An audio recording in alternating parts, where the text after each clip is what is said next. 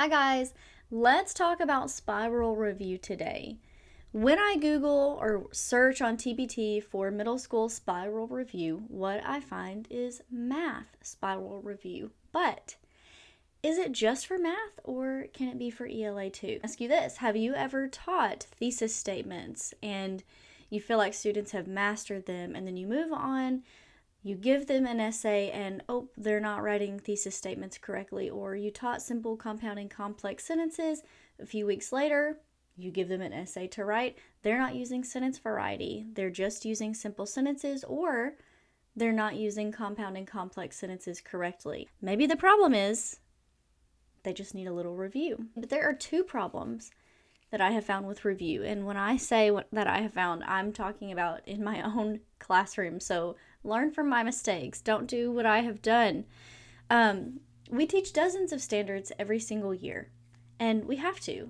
Students have to have learned about all the standards by the time we get to state testing. There are pacing guides that our districts and principals and our teams rely on us to get through. Review usually happens in one of two ways. One, never again. Or two, you spend an entire day reteaching a skill that could have just been retaught in a shorter lesson. I personally, again, when I talk about things that I've learned, it's because it's been in my own classroom. So I've been the person. I get to an essay and think, we have to spend the next 2 days on simple compounding complex sentences. Why? Why did I think like that? I wasted so much time reteaching skills.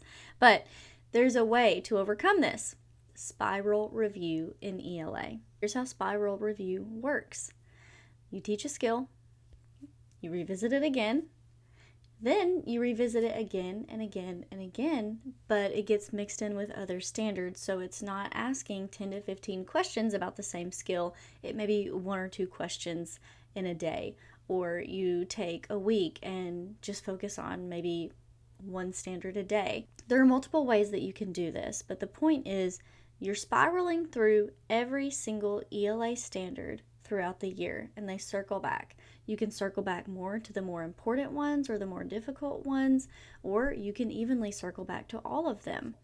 So I like to start every single lesson with a bell ringer. And my favorite way to do that is through spiral review. What I'll do is students know when they come into my classroom, they get their binder, they have a paper and you can do this all digitally, they have a paper that has Monday, Tuesday, Wednesday, Thursday, Friday, and in each of those boxes they write in their answers for that day's spiral review.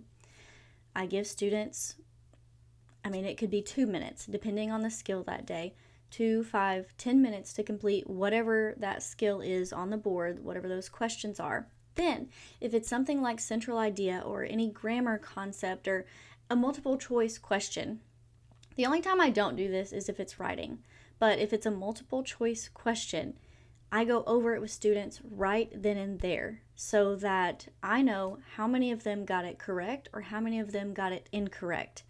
And if 20 out of 25 students got it wrong, right then and there, I take 5 minutes to explain the correct answer and reteach the skill.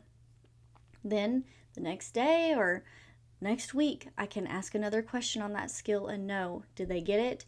And then if there are still, 3, 4, 5 students who are not getting it, I'm not going to reteach it. I'm going to pull those students aside. It doesn't have to be right then, doesn't have to be that week. I'll just make a note, hey, revisit compound complex sentences with these 5 students. And then in my instruction time, when I have a moment, if students are working in groups, I may get that group, pull them aside and say, hey, let's just talk for a few minutes about compound complex sentences. Saves so much time on instruction and helps you see what your students need in real time. I also want to say spiral review doesn't just have to be multiple choice questions. It doesn't have to just be central idea or context clues. It can be writing as well. I spiral writing standards. Now, usually it's only going to be a paragraph. It's only going to be a question where they answer like in with the races writing strategy or something like that. It's going to be short and the passage they read is going to be short. I don't want spiral review to take more than 15 minutes, and 15 minutes is the absolute max. I usually want it to take about 5. But I think spiraling through the writing skills are important too. And, them writing paragraphs throughout the year gives them more opportunity to learn how to give a good constructed response, and that can translate into an essay. Also, it doesn't have to be in full paragraph format.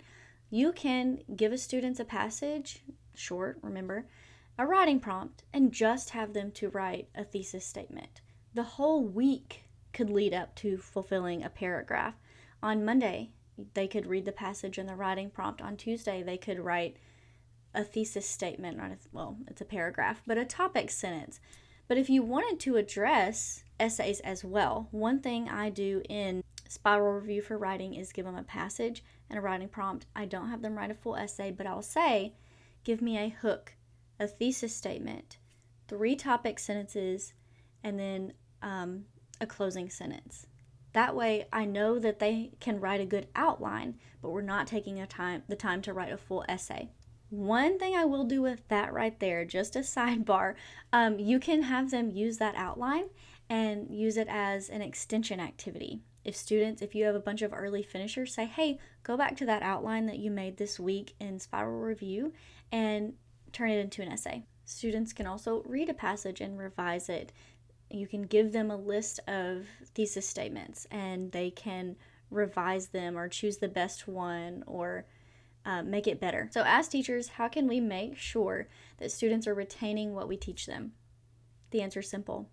Don't let them go months without seeing that skill again.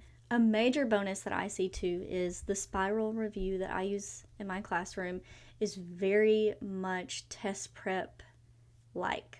So if you're using test prep Spiral Review, if it matches or mirrors your state test questions, then you also have daily test prep throughout the entire year. You're not scrounging in March coming up with, test prep boot camp. No, you're spiraling through test prep every single day so your students are prepared and ready when the time comes. So when you use Spiral Review, it gets a little hard to say when you're saying it a lot.